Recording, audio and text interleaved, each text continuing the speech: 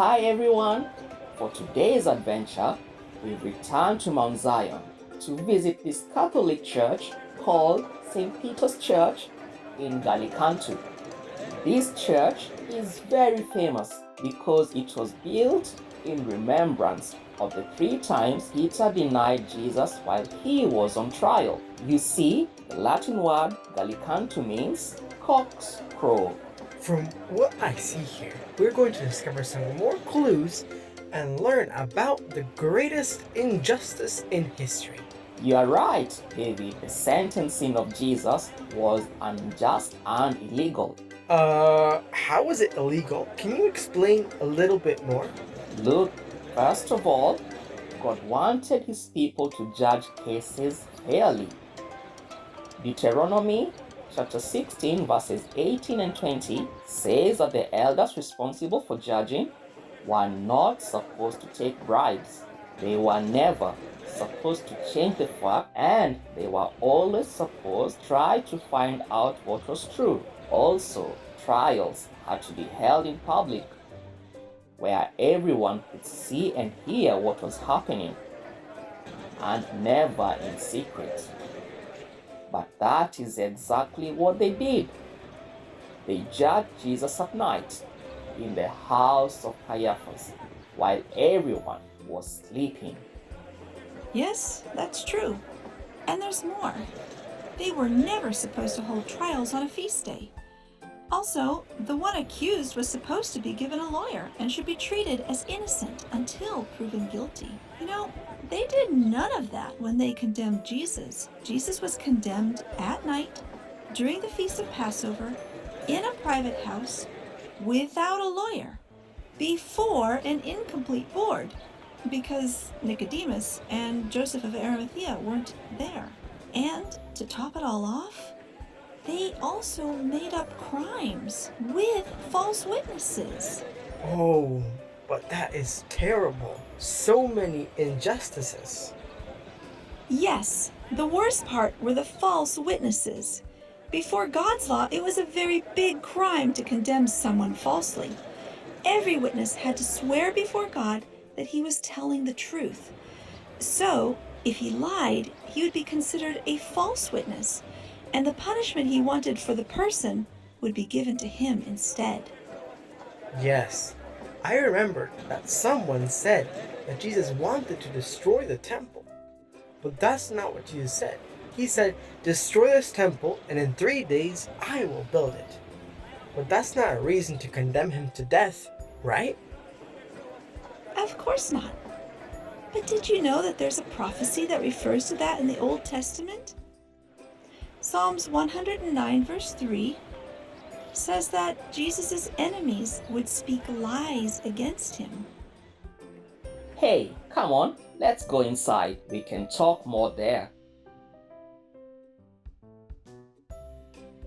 So this was the place where Jesus was brought to be judged by the priests. Well, tradition says that 2,000 years ago, this place was the house of Caiaphas, where Jesus was brought for a pre-trial. Actually, first Jesus was brought before Annas, the former high priest, and then he was brought before Caiaphas, the official high priest. Annas was a Pharisee, and Caiaphas was a Sadducee. The Sadducees didn't believe in resurrection, miracles, or angels, but the Pharisees did. That's true. The trial wasn't easy because there were so many arguments between the Pharisees and the Sadducees.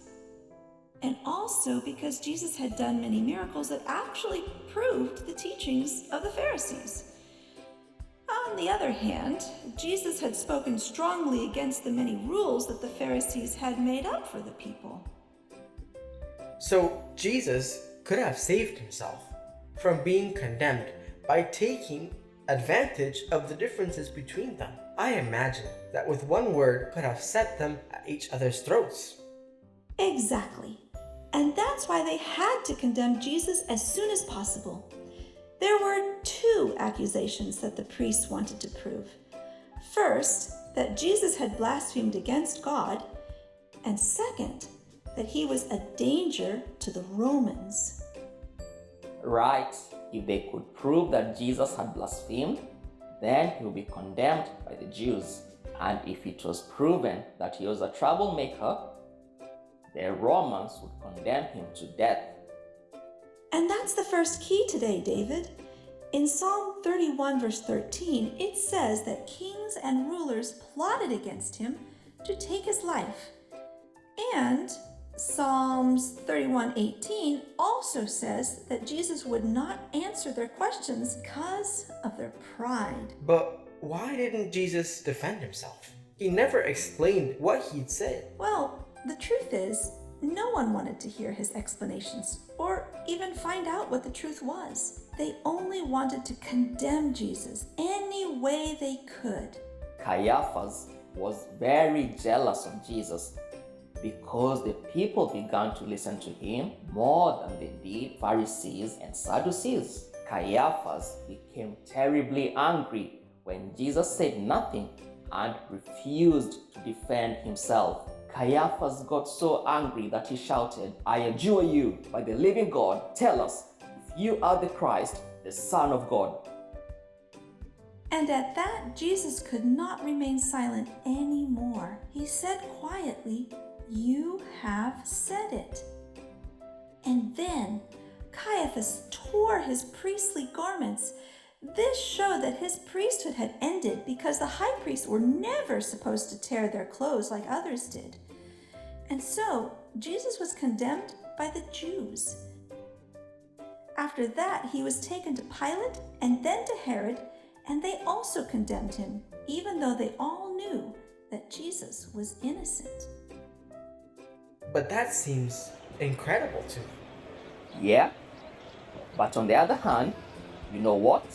When a lamb was going to be slaughtered, it had to be first taken into the house and examined very well, because it had to have nothing wrong with it. The same thing happened to Jesus. After he triumphantly entered into the city, all the people had the opportunity to examine him, and they all came to the conclusion that Jesus was innocent. He was the spotless lamb who would die in our place. Come to think of it, there's another way of looking at this unjust judgment. It was a fulfillment of the ritual of the lamb. You know, the high priest was also supposed to buy a lamb and offer it for the sins of himself and his family. And that's exactly what happened. Caiaphas paid 30 pieces of silver to Judas to buy Jesus as the lamb. And then everyone else symbolically did what sinners had done for thousands of years. They laid their hands on the head of Jesus. Only they didn't confess their sins. No, they hid him instead. Wow! How interesting, Anna. I hadn't seen it that way. But you're right.